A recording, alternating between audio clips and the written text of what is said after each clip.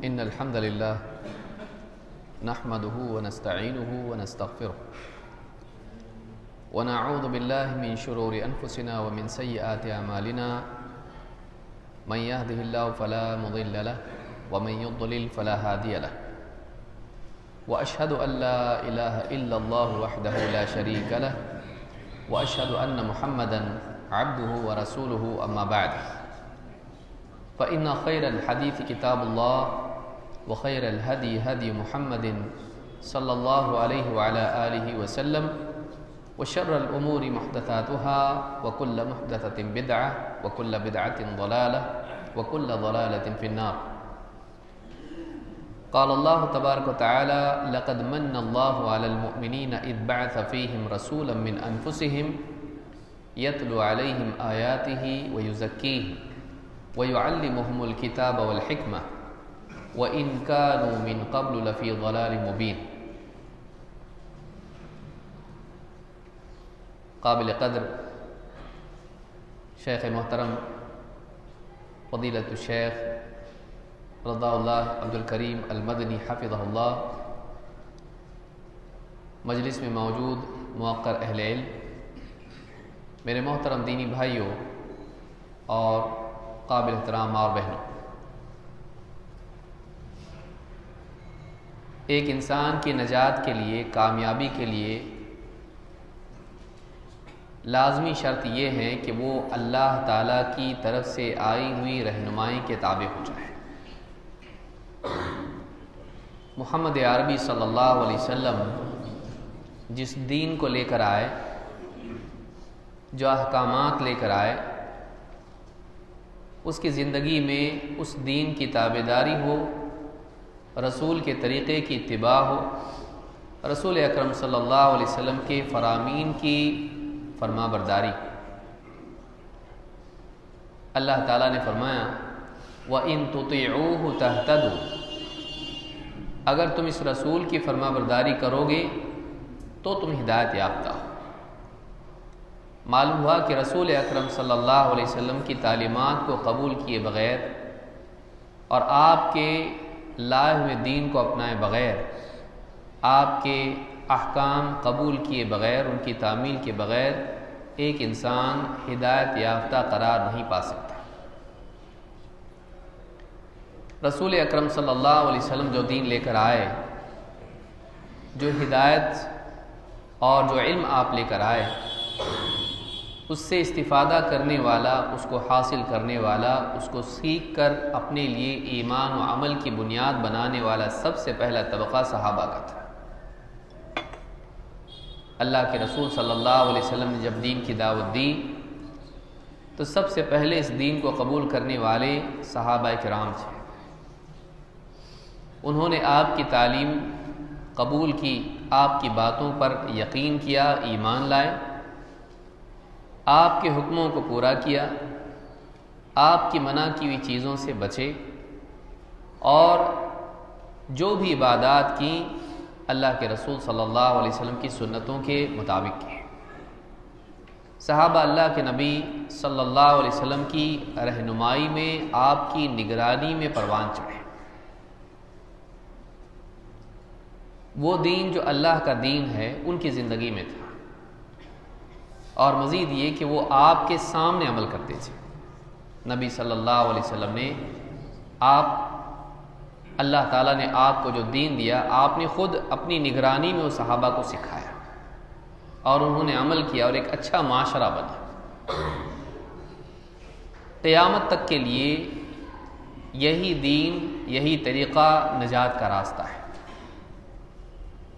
اللہ تعالیٰ قرآن کریم میں فرماتا ہے لَقَدْ مَنَّ اللَّهُ عَلَى الْمُؤْمِنِينَ إِذْ بَعَثَ فِيهِمْ رَسُولًا مِّنْ أَنفُسِهِمْ يَتْلُو عَلَيْهِمْ آيَاتِهِ وَيُزَكِّيهِمْ وَيُعَلِّمُهُمُ الْكِتَابَ وَالْحِكْمَةَ وَإِنْ كَانُوا مِنْ قَبْلُ لَفِي ضَلَالٍ مُبِينٍ۔ اللہ تعالیٰ نے بہت بڑا احسان کیا اہل ایمان پر جب ان کے درمیان انہی میں سے ایک رسول بھیجا جو انہیں اللہ کی آیتیں پڑھ کے سناتا ہے اور ان کا تزکیہ کرتا ہے اور انہیں کتاب و حکمت کی تعلیم دیتا ہے حالانکہ اس سے پہلے ان کا حال یہ تھا کہ کھلی گمراہی میں پڑے ہوئے تھے۔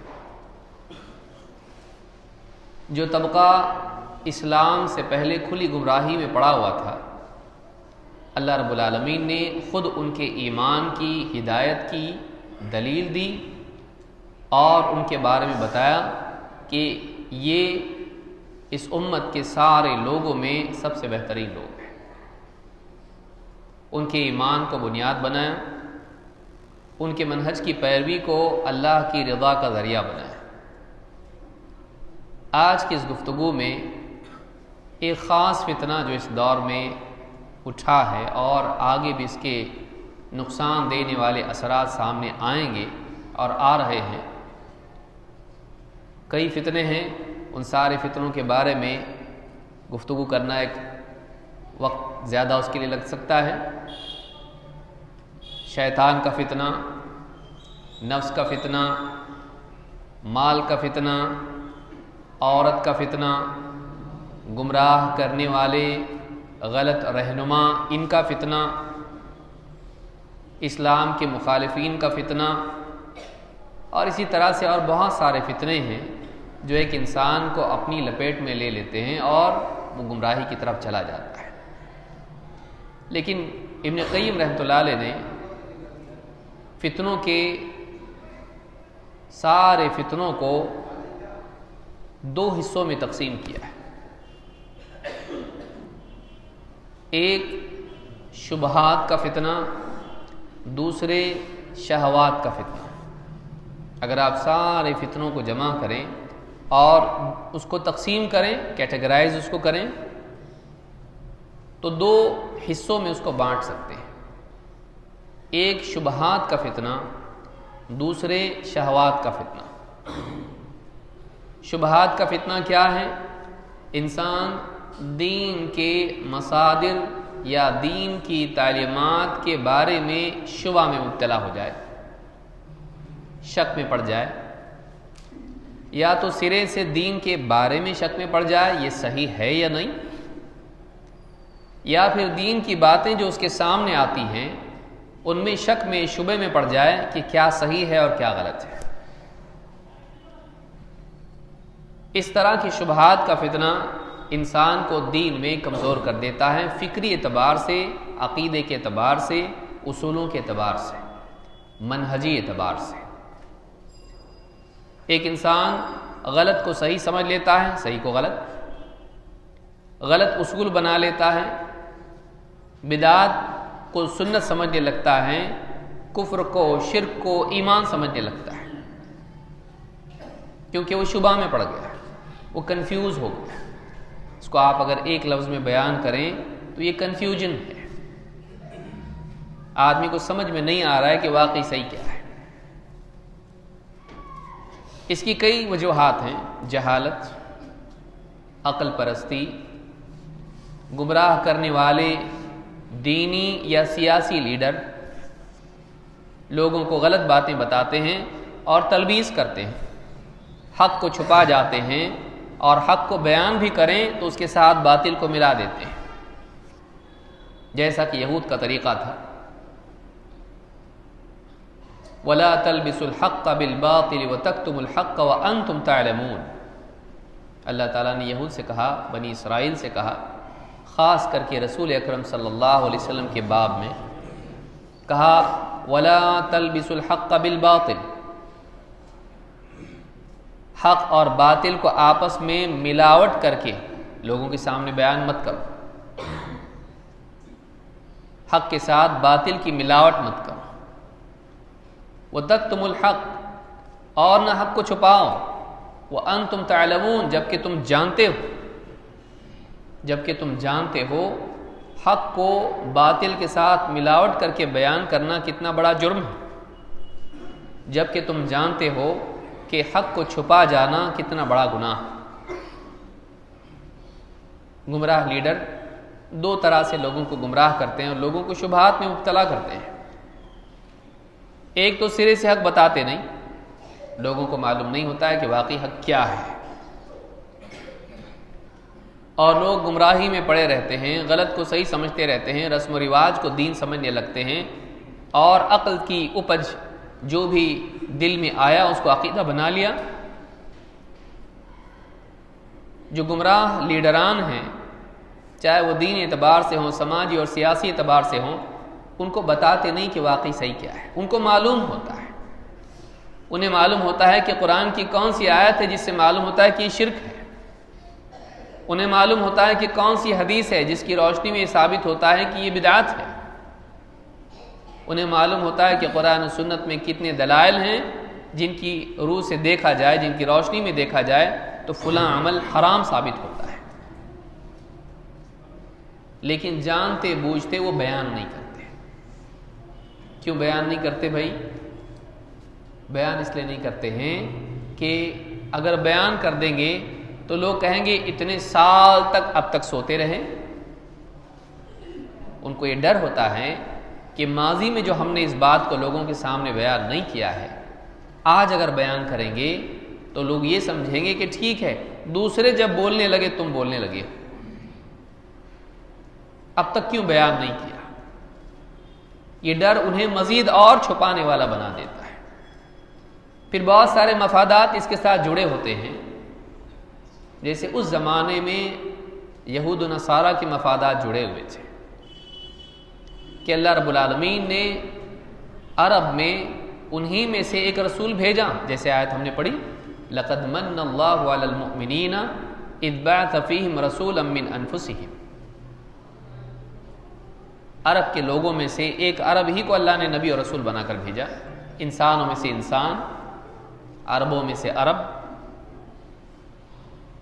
اب مکہ میں، مدینہ میں جو لوگ رہتے تھے، خاص کر کے مدینہ میں جو اہل کتاب رہتے تھے، مشرکین و کفار انہی کے پاس جاتے تھے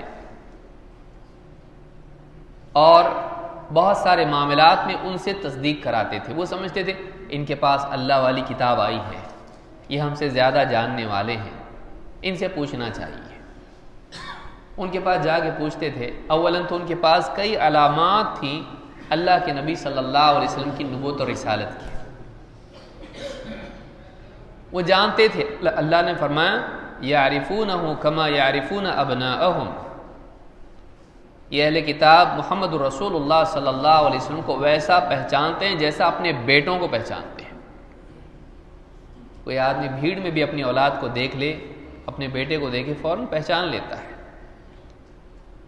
تو یہ رسول ان کے لیے کوئی ڈھکا چھپا شخص نہیں ہے، ان کے اوصاف دیکھ کر انہیں معلوم ہوتا ہے کہ یہ اللہ کے نبی اور رسول ہے، لیکن بیان نہیں کیا۔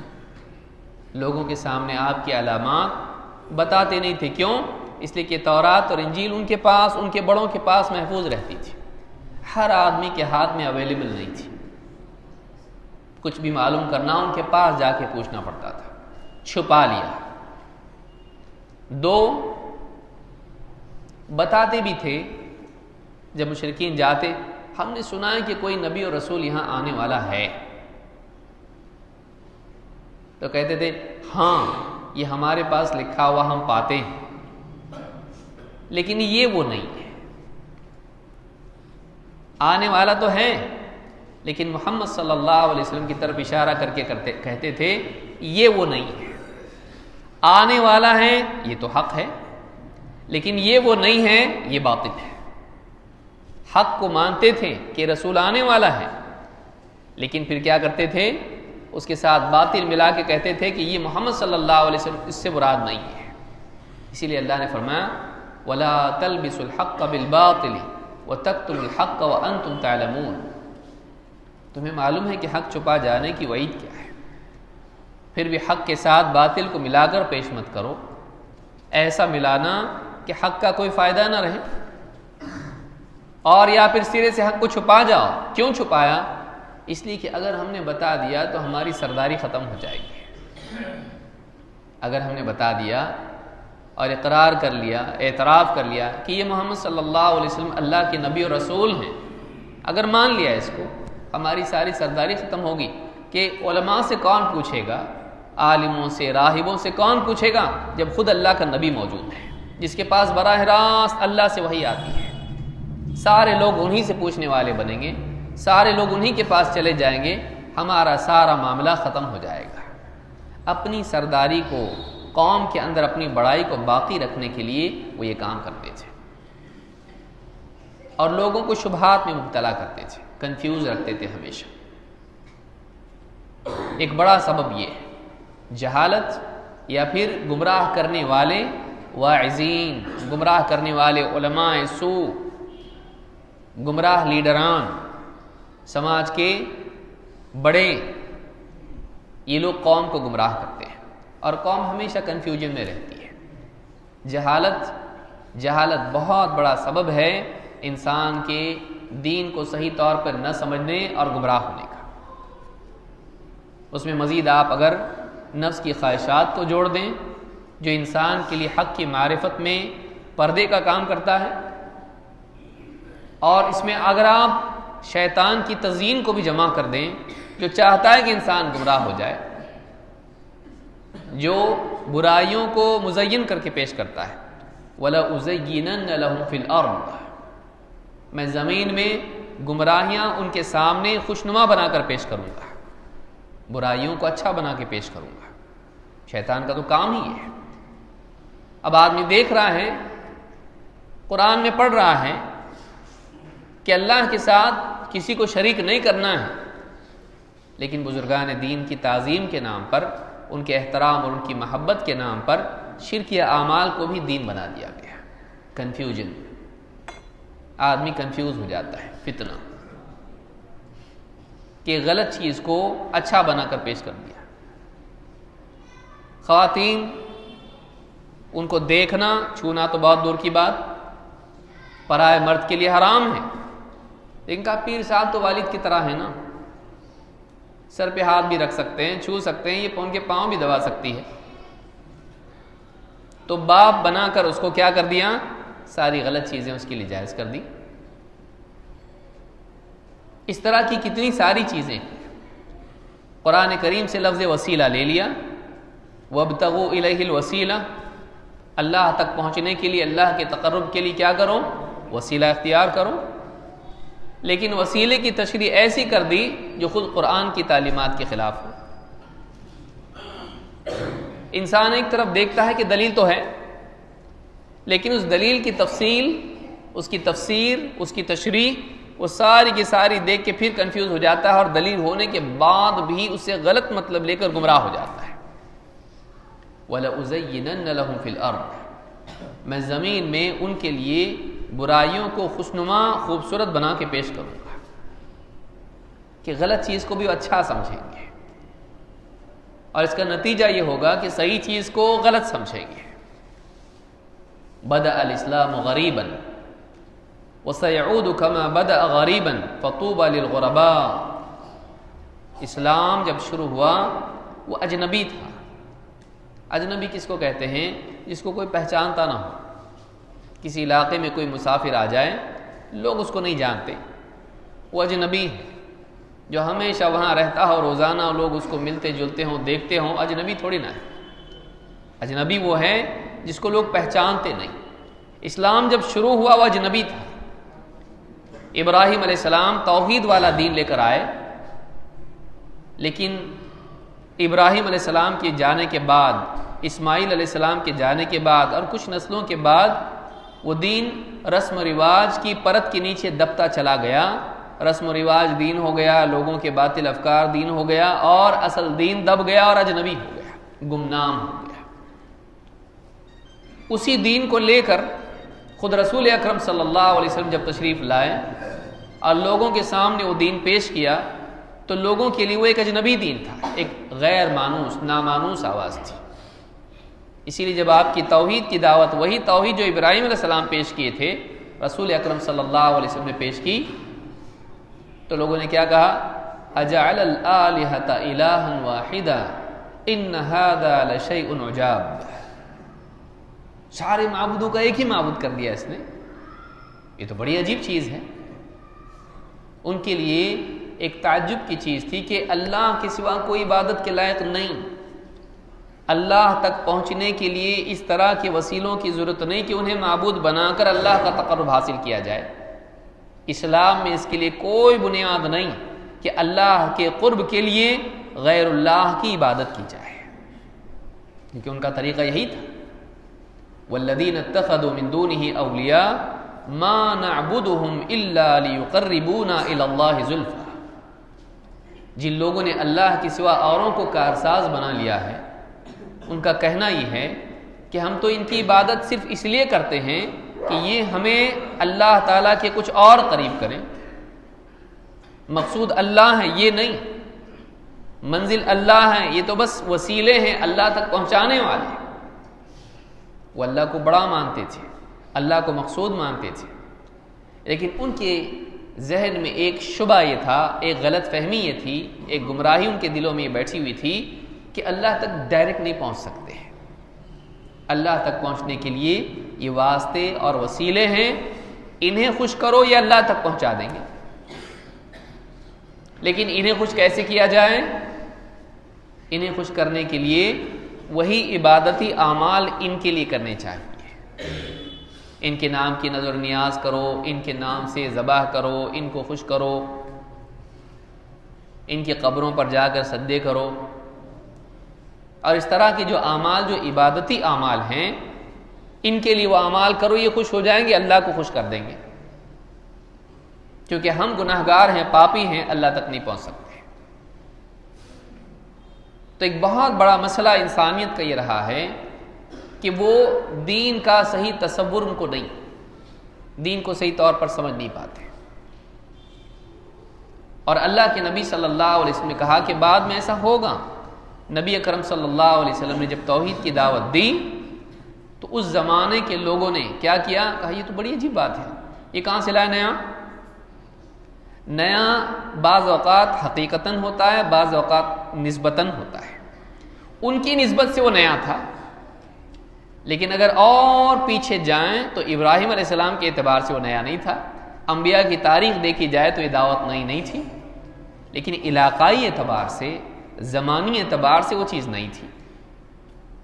بھائی بہت پرانا کوئی فیشن ہو، پرانی کوئی گاڑی لے کر نکلے آج، تو لوگ کہیں گے نئی گاڑی آئی ہے، لیکن جو بوڑھے ہیں وہ جانتے بھائی ہمارے زمانے میں دیکھ چکے ہم لوگ، یہ پرانا ہے، نیا نہیں ہے۔ تم لوگوں کی نسبت سے، نوجوانوں کی نسبت سے نیا ہے، لیکن یہ چیز ہم اپنے دور میں بھی دیکھ چکے ہیں، یہ پرانا ہے، نیا نہیں ہے، کیونکہ انہوں نے اس کو نہیں دیکھا ہے، ان کو نیا لگتا ہے، جنہوں نے اس کو دیکھا ان کے لیے پرانا ہے۔ تو سچا دین، توحید والا دین، سماج کی رسم و رواج کی پرت کے نیچے اس طرح سے چھپ گیا تھا کہ رسول اکرم صلی اللہ علیہ وسلم جب وہ دین لے کر آئے تو لوگوں کو نیا لگا، وہی جو ابراہیم علیہ السلام کی تعلیمات تھی، جن کا وہ دعویٰ کرتے تھے کہ ہم اسی دین پر ہیں، اتنا بدل چکا تھا، وہ دین اتنا بگاڑ دیا گیا تھا کہ واقعی اسی دین کو پیش کیا گیا تو لوگ پہچان نہیں پائے۔ آپ نے فرمایا بعد میں بھی ایسا ہونے والا ہے، بعد کے دور میں بھی ایسا ہی ہوگا۔ رسول اکرم صلی اللہ علیہ وسلم کے بعد سماج میں بگاڑ آتے آتے آتے انسانی تشریحات ایک کے اوپر ایک پرت، پھر سماج میں اس کا تعامل، لوگوں کا عمل اسی پر چلنا، اور ایک بھیڑ کا اس پر جانا۔ انسان بھیڑ دیکھ کے چلتا ہے اور کسی بڑے کو دیکھ کے چلتا ہے، بڑا بھی اگر غلط بتایا اور بھیڑ بھی اس پر چلتی رہے تو آدمی کے لیے کوئی اور چارہ کار نہیں ہوتا ہے سوائے اس کے کہ وہ بھی اس بھیڑ کے ساتھ ہو جائے۔ انسان کے ذہن میں ہمیشہ یہ بات ہوتی ہے، زیادہ لوگ صحیح ہوتے ہیں، تھوڑے لوگ غلط ہوتے ہیں، یہ بھی ایک شبہ ہے، شبہات کا فتنہ، قلت اور کثرت، اس کو اصول بنا لینا، حالانکہ یہ اصول اسلام میں نہیں ہے۔ وَإِن تُطِعْ أَكْثَرَ مَنْ فِي الْأَرْضِ يُضِلُّوكَ عَنْ سَبِيلِ اللَّهِ، اگر تو یہ اصول بنا لے کہ ہر معاملے میں کثرت کی پیروی کریں تو یہ لوگ تجھے اللہ کے راستے سے بھٹکا دیں گے۔ زیادہ ہمیشہ صحیح، تھوڑے ہمیشہ غلط، یہ قانون نہیں ہے، کبھی زیادہ صحیح ہوتے ہیں، کبھی تھوڑے صحیح ہوتے ہیں، اور عام طور سے دیکھنے میں آتا ہے کہ اکثر تھوڑے صحیح ہوتے ہیں۔ لہٰذا یہ قانون بنا لینا کہ میجورٹی ہمیشہ صحیح ہوتی ہے، یہ خود ایک شبہ ہے جس کی وجہ سے بہت سارے لوگ گمراہ ہو جاتے ہیں، یہ خود ایک فتنہ ہے۔ اہل باطل کی کثرت اہل حق کے لیے فتنہ ہو جاتی ہے۔ بہت سے کمزور ایمان والے دلیل کی قوت کی بجائے لوگوں کی کثرت کو دیکھ کر بھٹک جاتے ہیں، ساری بھیڑ تو یہاں جا رہی ہے اور آپ لوگ یہاں جا رہے ہیں. بھئی یہ دلیل ہے. اس دلیل کے مقابل اتنے سب پاگل ہیں کیا؟ اتنے سب دستار بندی کے ان کے پاس دلیل نہیں ہوگی کیا؟ وہ بھی تو قرآن پڑھتے پڑھاتے ہیں, وہ سب ایسا کہہ رہے ہیں اور آپ ایسا کر رہے ہو. تو آدمی کنفیوز ہو جاتا ہے. یہ بھی بہت بڑا فتنہ ہے, قلت اور کثرت. تو بعد کے دور میں ایسا ہوگا کہ دین واقعی جو حقیقی دین ہے, سچا دین ہے, وہ اجنبی بن کر رہ جائے گا. اور جب واقعی اس دور کے اہل حق, کیونکہ اہل حق تو قیامت تک رہنے والے ہیں, وہ جب سچا دین لوگوں کے سامنے پیش کریں گے تو لوگ اس کو قبول نہیں کریں گے, بہت کم لوگ اس کو مانیں گے. کہا کہ بدأ الاسلام غریبا وسيعود غریبا کما بدأ فطوبى للغرباء. تو خوشخبری ہے ان اجنبیوں کے لیے, ان لوگوں کے لیے جو سچے دین کو اپنا کر اپنے سماج میں اجنبی ہو کر رہ جائیں. ان سے سلام کلام بند, ان سے تعلقات ختم, ان کی معاش خراب, ان کے جنازوں میں لوگ نہیں آتے, ان کو سلام لوگ نہیں کرتے, ان کو عیدوں میں اور اس طرح کے مواقع پر کوئی ان سے تعلقات کا, محبت کا اظہار نہیں کرتا. ان کی شادیوں میں بلکہ ان کو دفن کرنے کے بارے میں بھی جھگڑتے ہیں. ایسا ماحول ہو جائے گا. فطوبى للغرباء, خوشخبری ہے اجنبیوں کے لیے. لوگوں کی طرف سے تو ان کے لیے خوشخبری نہیں, اللہ کی طرف سے ان کے لیے خوشخبری ہے کہ جو حق پر قائم رہ کر اجنبیت کو برداشت کر لیں, وہ حق پر رہنے میں مصیبتوں کے لیے تیار ہو جائیں. رشتے ناتے ہمارے کٹ جائیں چلے گا, لوگوں سے ہمارے تعلقات خراب ہو جائیں چلے گا, اللہ سے ہمارا تعلق خراب نہیں ہونا چاہیے. لوگوں سے تعلقات اچھے برے ہوتے رہتے ہیں, لیکن اللہ سے تعلق خراب ہونا آخرت کو برباد کرنا ہے. اللہ سے ہم دشمنی نہیں مول سکتے ہیں, چاہے دشمن دنیا کے لوگ ہو جائیں, اللہ بچا سکتا ہے, یہ اللہ سے نہیں بچا سکتے. بعد میں ایسا ہوگا. فطوبى للغرباء. اور مسند احمد کی حدیث میں, مسلم کی روایت ہے, مسند احمد کی حدیث میں ہے اناس صالحون فی اناس سوء کثیر من یعصیہم اکثر ممن یطیعہم. یہ بہت سے بگڑے ہوئے لوگوں کے درمیان کچھ تھوڑے سے نیک لوگ ہوں گے. وہ اجنبی کون؟ بگڑے ہوئے سماج میں کچھ نیک لوگ ہوں گے. جو لوگ ان کی نہیں مانیں گے, ان کی دعوت کو قبول نہیں کریں گے, وہ ان کی دعوت کو قبول کرنے, ان کی بات ماننے والوں سے زیادہ ہوں گے, زیادہ حق والے ہوتے ہیں. دیکھیے حدیث بتا رہی, جن کو خوشخبری دی جا رہی ہے ان کی دعوت کو ماننے والے تھوڑے ہوں گے اور انکار کرنے والے زیادہ. لہذا کبھی یہ نہیں سوچنا چاہیے کہ زیادہ لوگ صحیح ہوتے ہیں. صحیح وہ ہوتا ہے جس کے پاس دلیل. دلیل کیا ہے؟ دلیل وہ ہے جو اللہ کی طرف سے آئے. الحق من ربک, حق وہ ہے جو تیرے رب کی طرف سے ہو. حق کے لیے حق ہونا کیسے معلوم ہوتا ہے کہ یہ حق ہے؟ وہ رب کی طرف سے ہوتا ہے, کیونکہ رہنمائی کی ذمہ داری اللہ کی ہے. ان علینا للہدی, رہنمائی ہمارے ذمے ہے. اسی طرح سے فرمایا قل ان ھدی اللہ ھو الھدی, اے نبی آپ کہہ دیجئے ہدایت تو وہ ہے جو اللہ والی ہدایت ہو. اللہ تعالیٰ کس کے ذریعے ہدایت بھیجتا ہے؟ اپنے نبی اور رسول کے ذریعے سے. وَأَنزَلْنَا إِلَيْكَ الذِّكْرَ لِتُبَيِّنَ لِلنَّاسِ مَا نُزِّلَ إِلَيْهِمْ وَلَعَلَّهُمْ يَتَفَكَّرُونَ. اے نبی, ہم نے آپ کی طرف اس نصیحت کو, قرآن کو نازل کیا ہے تاکہ آپ لوگوں کو واضح طور پر بیان کر دیں کہ واقعی ان کے رب کی طرف سے ان کے پاس کیا آیا ہے, آپ کے پاس کیا نازل ہوا ہے, ان کے لیے کیا نازل ہوا ہے. تو اللہ کی طرف سے آنے والی وحی کے اجمال کو, ابہام کو واضح طور پر سمجھانے والے, بیان کرنے والے محمد رسول اللہ صلی اللہ علیہ وسلم تھے. تو ایک بڑا فتنہ یہ بھی ہے کہ آدمی قرآن کو مانتا, حدیث کو نہیں مانتا. میں بہت کم اپنی ساری چیزوں کو سمیٹنے کی کوشش کر رہا ہوں کیونکہ بہت ساری چیزیں اس میں آ جائیں گی. انکار حدیث کا فتنہ کہ آدمی مانتا ہے لیکن جزئی طور پر، قرآن کو مانے گا حدیث کو نہیں مانے گا۔ کیوں بھائی، کیوں نہیں مانتے حدیث کو؟ اب اس میں رنگ برنگے پھول ہیں، یہ باغ ایسا ہے، اس میں قسم قسم کے پرندے ہیں، رنگ برنگے۔ کوئی کہتا دیکھیے بھائی اللہ تعالیٰ نے قرآن دیا، بس رسول کی حیثیت ایک ڈاکیے کی طرح ہے، نعوذ باللہ۔ جیسے ڈاکیا ایک، اب تو بہت سارے لوگ جانتے بھی نہیں ہوں گے ڈاکیا کس کو کہتے ہیں، ہم لوگ واٹس ایپ کے دور میں ہیں، خط لے کر آنے والا، بس اس کا کام ہوتا ہے خط پہنچا دیا، بس اس کا آپ سے کوئی رشتہ لینا دینا نہیں، خط دے دیا چلا گیا۔ اللہ کی کتاب آئی، اللہ کا پیغام پہنچا دیا، اب جاؤ، رسول کی بات کی کوئی حجت نہیں ہے، کوئی دلیل نہیں ہے۔ ایک طبقہ ہے ایسا، آپ دیکھیے پڑوس کے ملک میں محمد شیخ یا اس طرح جیسے لوگ ہیں جو کلیتاً حدیثوں کو نہیں مانتے،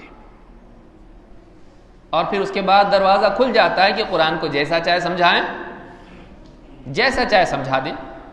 ان کی تفسیر، وہ رسول کی تفسیر ماننے کے لیے تیار نہیں، لیکن خود تفسیر کر رہے ہیں۔ اچھا قرآن کافی ہے کہ دلیل کیا ہے؟ وَلَقَدْ يَسَّرْنَا الْقُرْآنَ لِلذِّكْرِ فَهَلْ مِن مُدَّكِرٍ، ہم نے اس قرآن کو نصیحت کے لیے آسان کیا ہے، تو ہے کوئی نصیحت دینے والا؟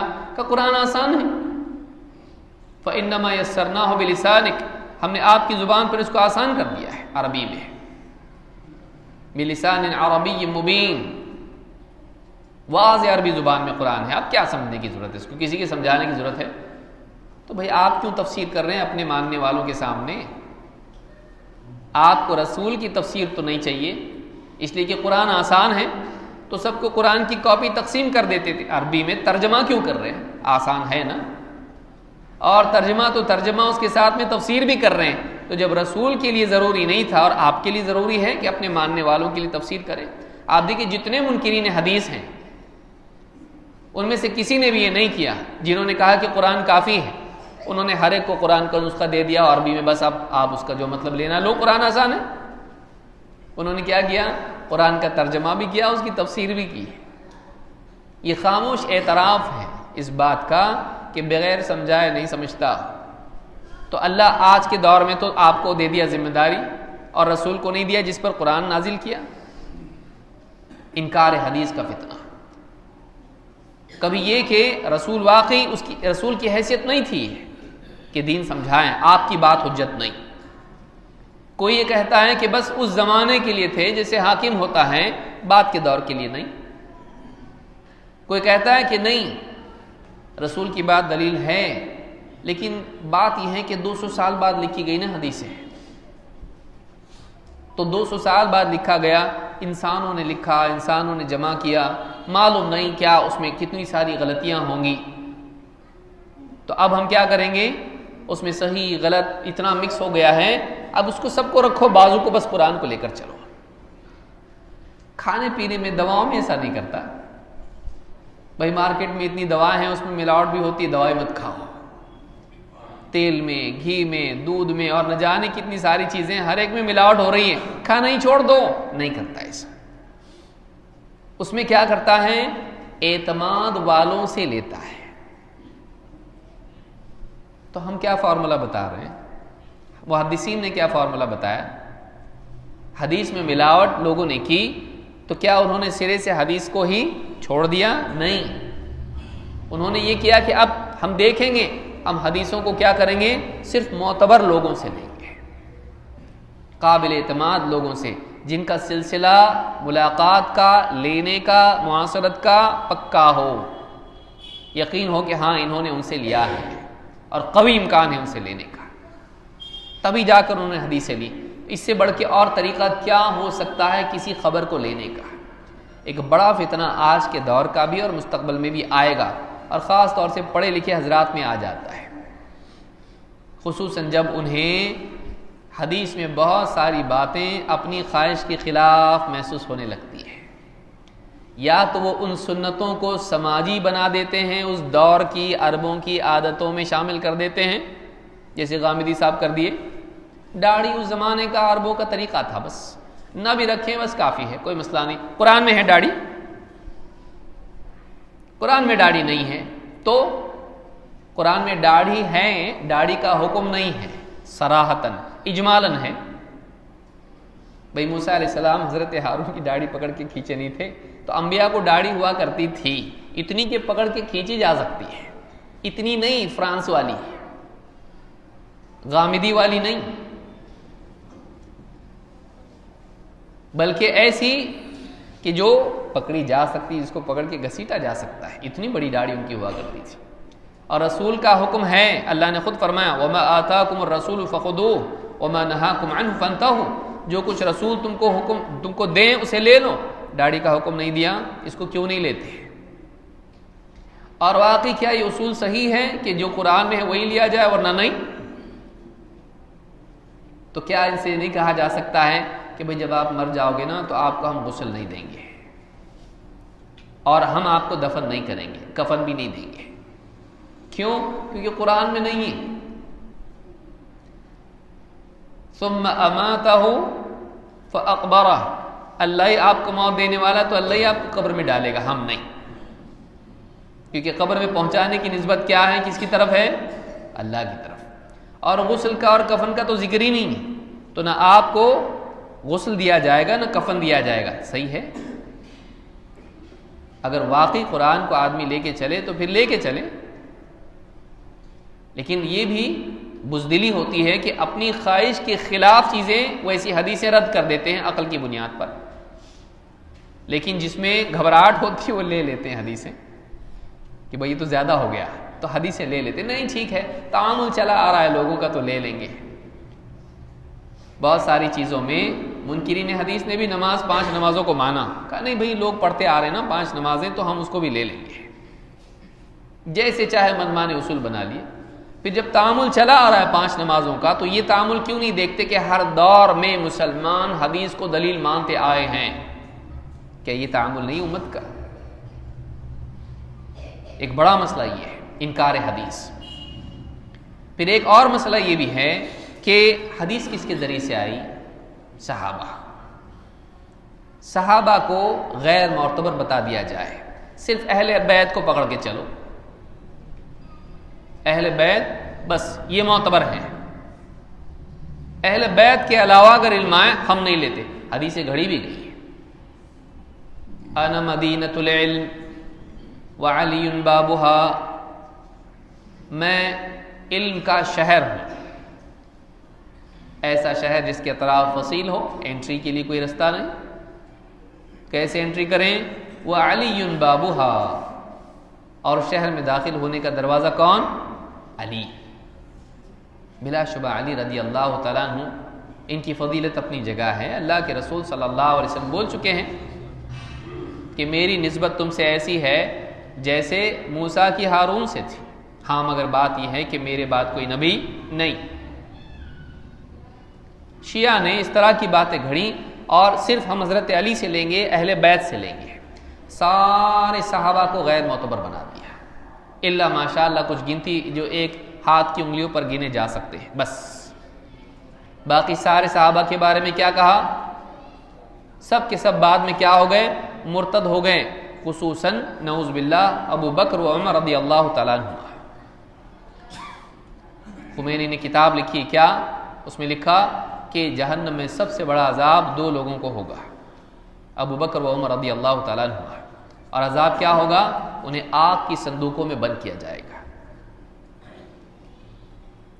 صحابہ جن کے بارے میں نبی اکرم صلی اللہ علیہ وسلم نے ان دونوں کے بارے میں کہا کہ میرے بعد ان دونوں کی اقتدا کرو، ابو بکر و عمر،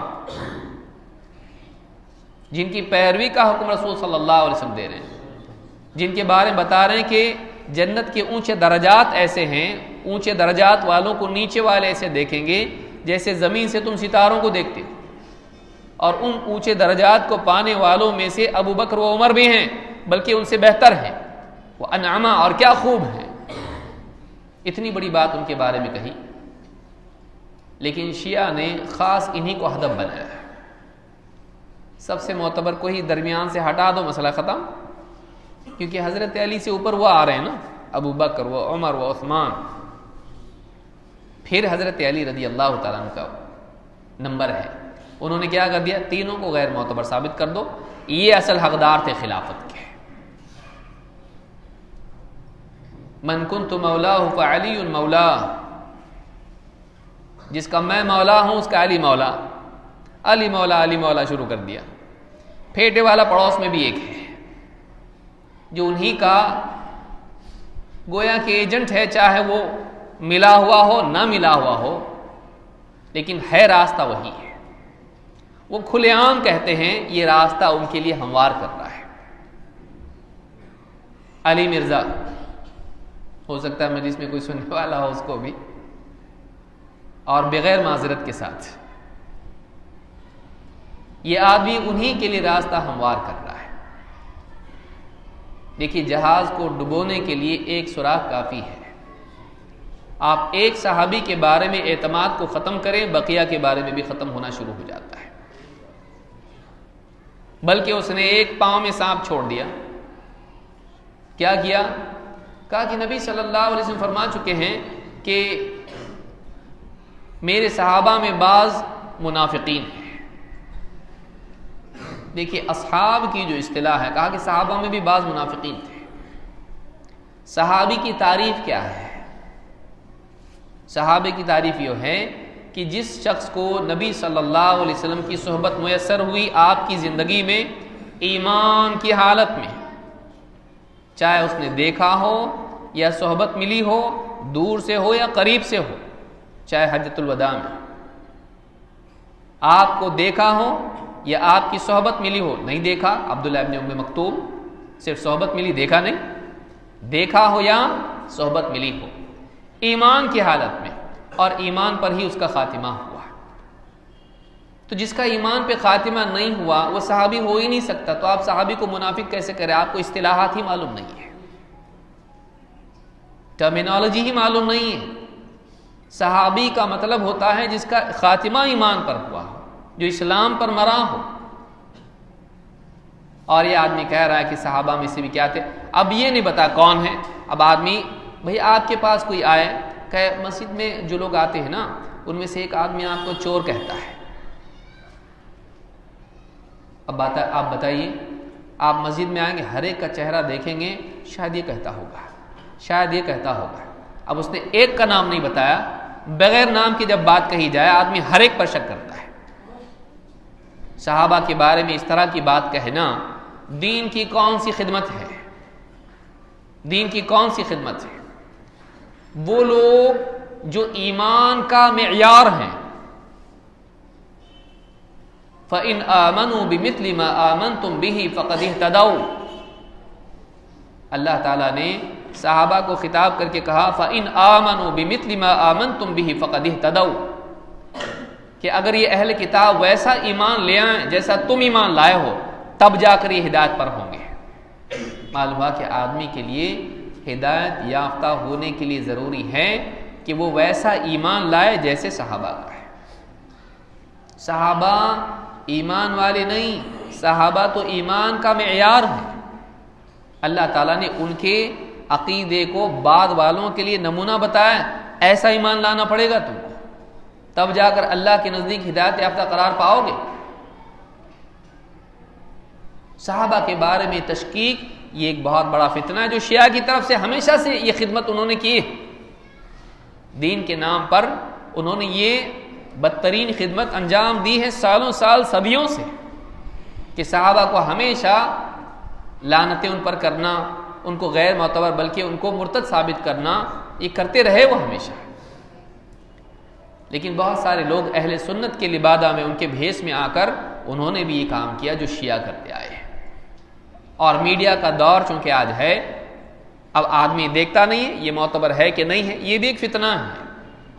ہر ایک سے لینا، دودھ تو برابر اپنی پہچان والے دودھ والے سے لیتا ہے، کیوں؟ بھروسہ اس کے اوپر ہے۔ لیکن دین جو آدمی جہاں سے بھی آ جائے، کوئی بات ان کی اچھی لگ رہی ہے، بات تو صحیح ہے نا، دلیل تو دیتا ہے نا، یہ بھی ایک فتنہ ہے۔ ہم صرف یہ دیکھیں کہ وہ آدمی دلیل دے رہا ہے۔ کوئی ایک فرقہ آپ ایسا بتائیں جو دلیل نہیں دیتا۔ بھئی پچھلے زمانے میں جتنے فرقے آئے، خوارج حضرت علی کو کافر بتانے کے لیے دلیل نہیں دیے؟ وَمَن لَّمْ يَحْكُم بِمَا أَنزَلَ اللَّهُ فَأُولَٰئِكَ هُمُ الْكَافِرُونَ، جو اللہ کے نازل کیے ہوئے کے مطابق فیصلہ نہ کرے یہ سب کافر ہیں۔ حضرت علی کو کافر قرار دیا، کس بنیاد پر؟ کہ وہ راضی ہو گئے اس بات پر کہ حضرت معاویہ اور ان کے درمیان لوگ آئیں اور حکم بنے اور جیسا وہ طے کریں گے ہم لوگ ویسا مانیں گے۔ کہا کہ دیکھو خلافت معاملہ دین کا ہے، اور انہوں نے دین کے معاملے میں انسان کی رائے کو، انسان کے فیصلے کو، یہاں سے ایک حکم اور یہاں سے ایک حکم آئے طے کریں، تو انسانوں کو حکم بنایا، اس وجہ سے قرآن کی اس آیت کو لیا اور کافر قرار دے دیا۔ کتنے فرقے ایسے آئے، ہر ایک کے پاس اپنی دلیل ہے، حتیٰ کہ عجیب بات یہ ہے منکرین حدیث حدیث سے دلیل دیتے ہیں۔ انکار کس کا کر رہے ہیں؟ حدیث کا۔ دلیل کہاں سے دے رہے ہیں؟ حدیث سے۔ کیوں بھائی حدیث کو کیوں نہیں ماننا چاہیے؟ دیکھو حدیث میں ہے کہ اللہ کے نبی صلی اللہ علیہ وسلم نے حدیثیں لکھنے سے منع کیا تھا۔ لا تکتبوا عنی، میری طرف سے کچھ بھی لکھو مت۔ کہا دیکھو یہ حدیث دلیل ہے کہ آپ نے لکھنے کے لیے منع کیا، کیوں؟ اس لیے کہ حدیث دلیل نہیں ہے۔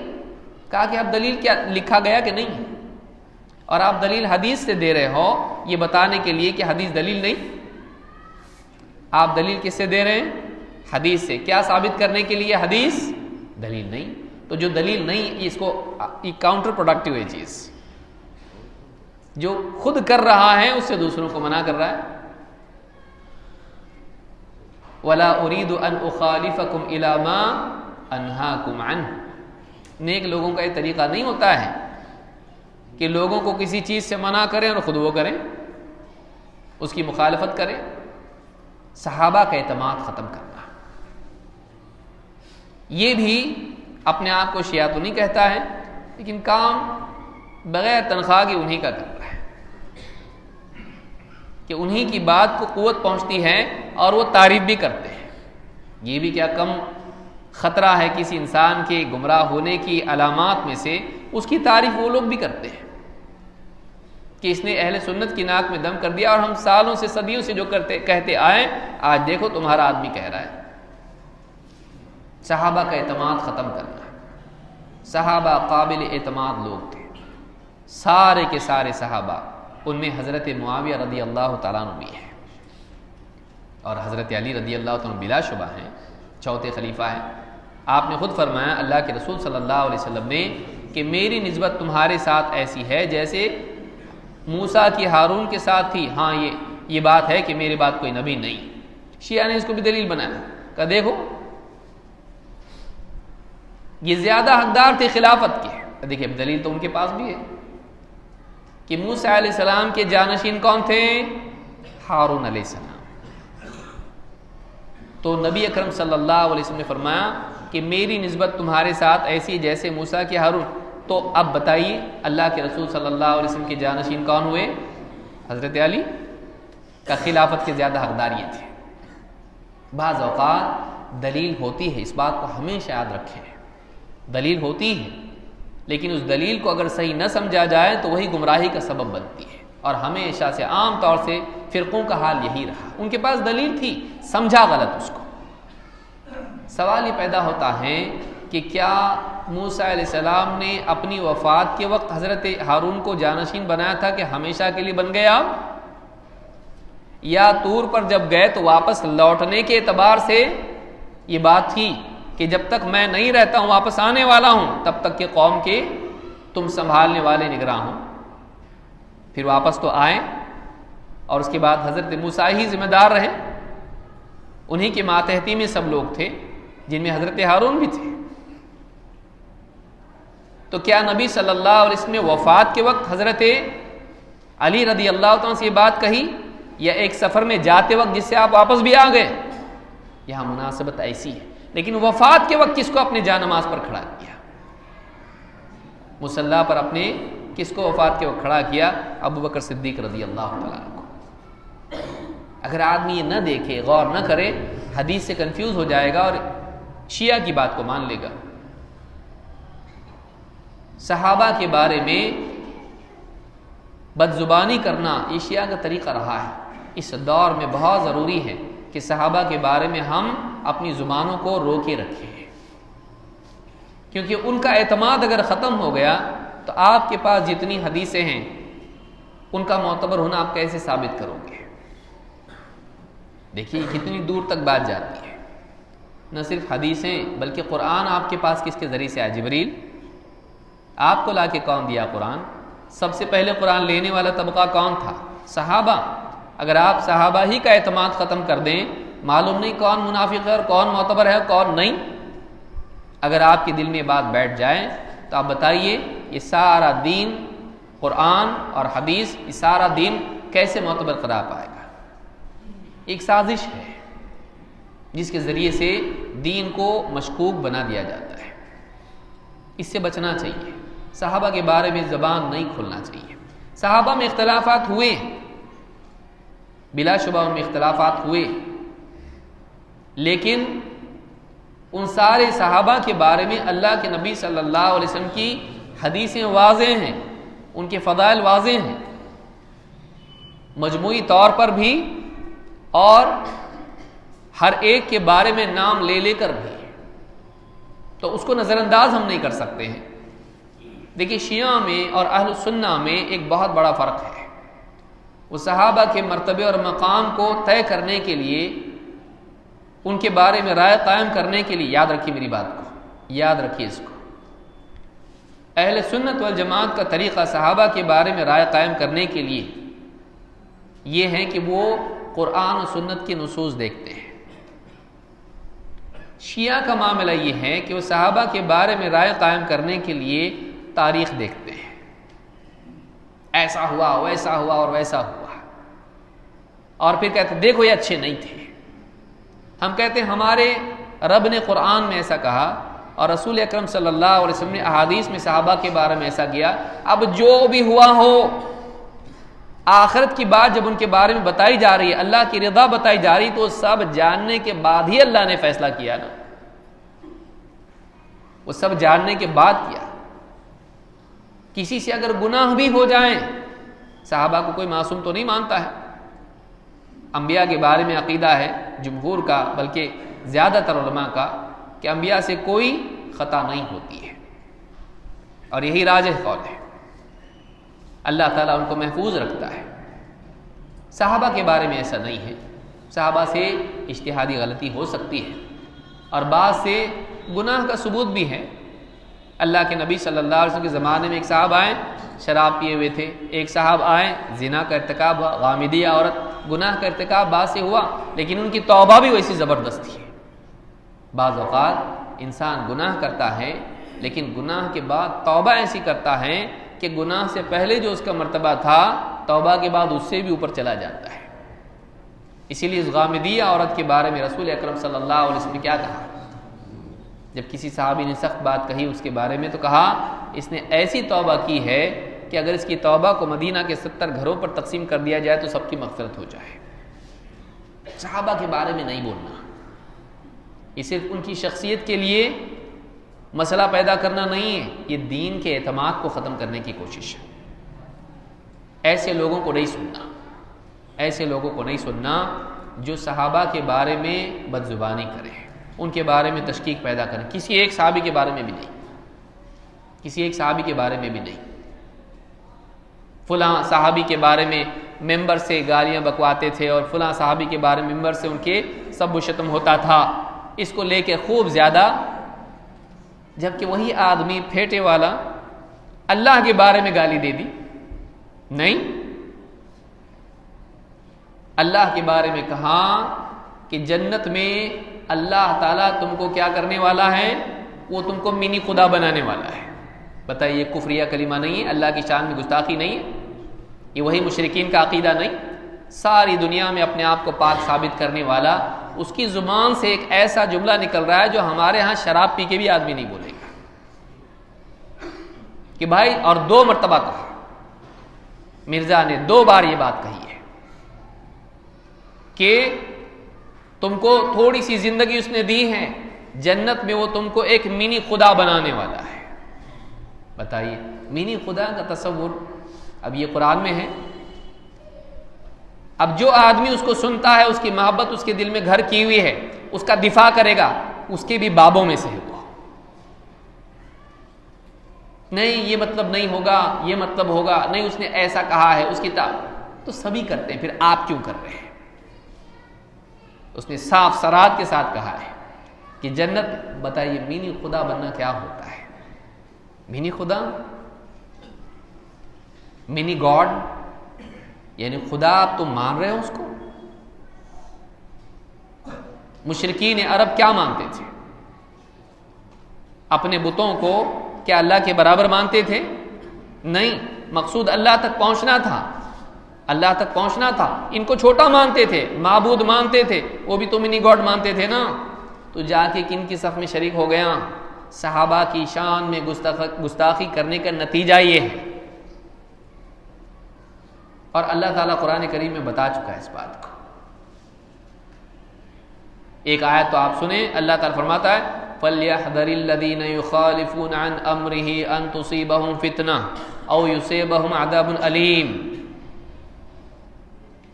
جو لوگ ہمارے اس نبی کے حکم کی مخالفت کرتے ہیں، صحابہ کی تعظیم، صحابہ کے بارے میں بدزبانی نہیں کرنا، یہ حکم کہاں سے آیا ہے؟ محمد رسول اللہ صلی اللہ علیہ وسلم. لا تسبوا اصحابی من سب اصحابی فعلیہ لعنت اللہ والملائکۃ والناس اجمعین. صحیح حدیث ہے طبرانی کی. جو میرے صحابہ کو برا کہیں اس پر اللہ کی لعنت، فرشتوں کی لعنت، سارے لعنت کرنے والوں کی لعنت. فَلْيَحْذَرِ الَّذِينَ يُخَالِفُونَ عَنْ أَمْرِهِ أَن تُصِيبَهُمْ فِتْنَةٌ. جو لوگ اس رسول کے حکم کی خلاف ورزی کرتے ہیں، مخالفت کرتے ہیں، انہیں اس بات سے ڈرنا چاہیے کہ کہیں وہ فتنے میں مبتلا نہ ہو جائیں. او یصیبہم عذاب علیم، کہیں ایسا نہ ہو کہ ان پر دردناک عذاب آ جائیں.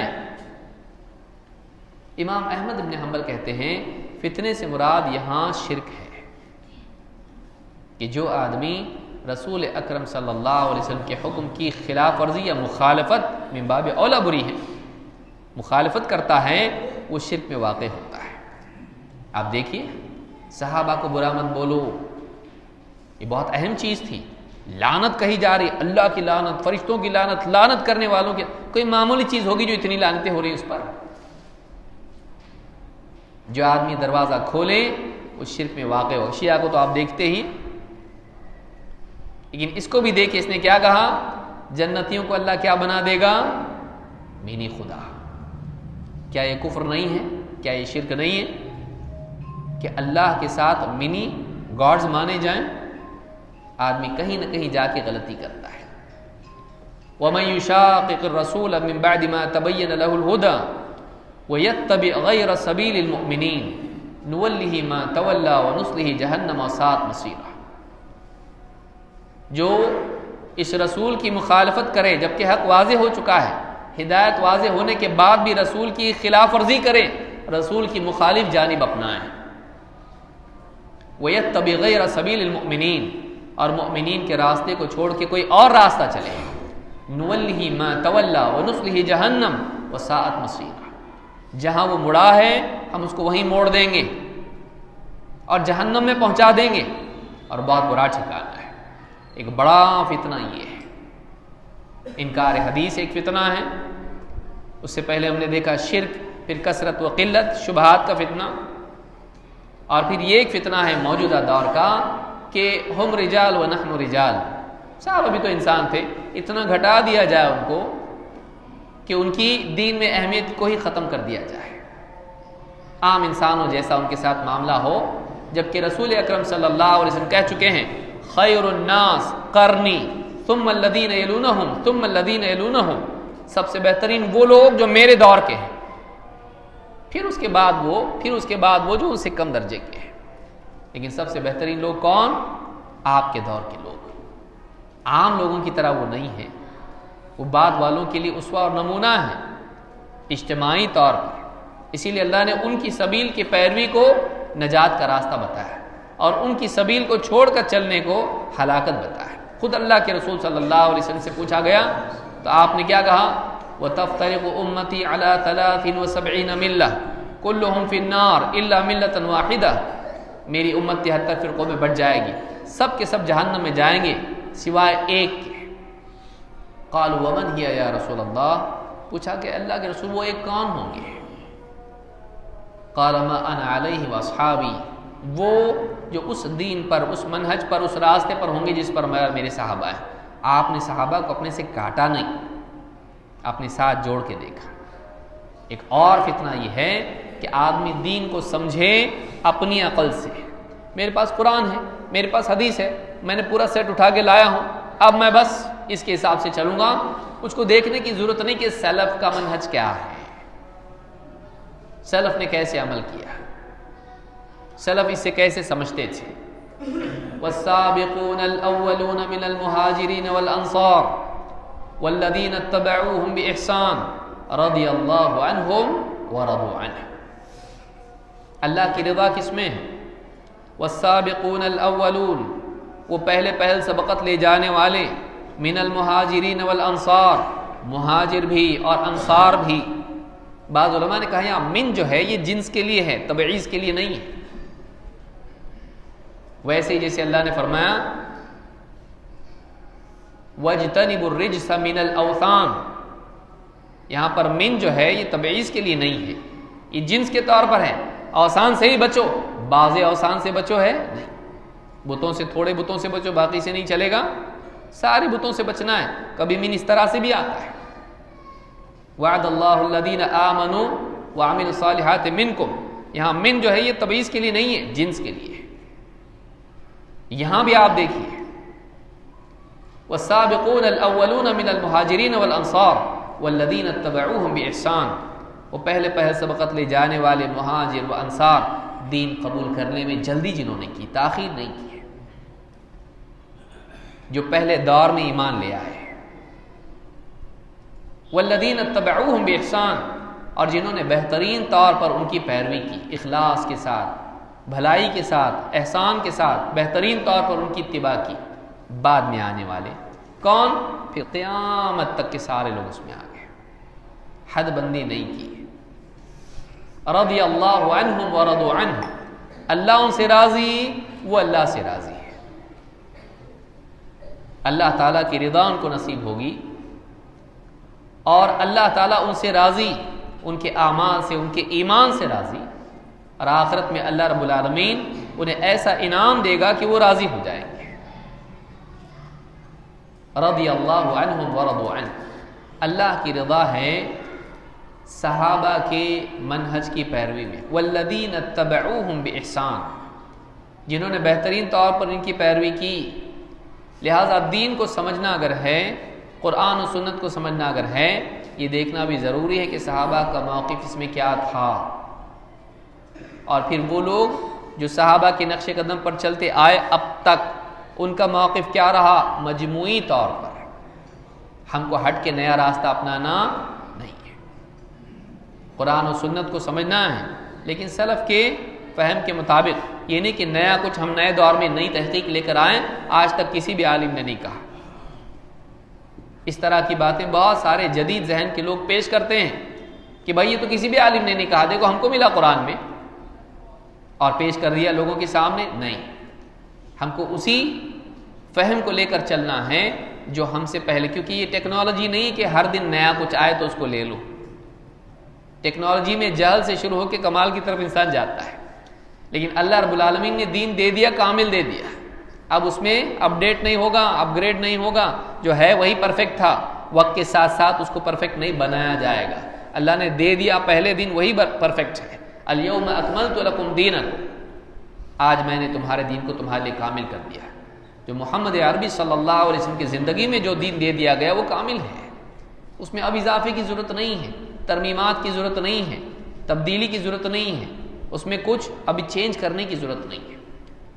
تو یہ سارے فتنے ہیں، اس کے علاوہ بھی بہت سارے فتنے ہیں جو نفس کے فتنے اور وہ شہوات کے فتنے ہیں، مال و دولت کے پیچھے دوڑنا، دین کو چھوڑ دینا، عورت کے پیچھے دوڑنا، اور شریعت کی پامالی کا اہتمام کرنا، یا اسی طرح سے اور بہت ساری چیزیں ہیں۔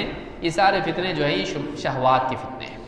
اللہ رب العالمین سے دعا ہے کہ ہم سب کو گمراہی سے بچائیں اور ان تمام فتنوں میں ہم کو دین پر جمے رہنے کی توفیق دے، اور ایسے تمام فتنہ پھیلانے والوں سے ہم کو دور رہنے کی توفیق دے۔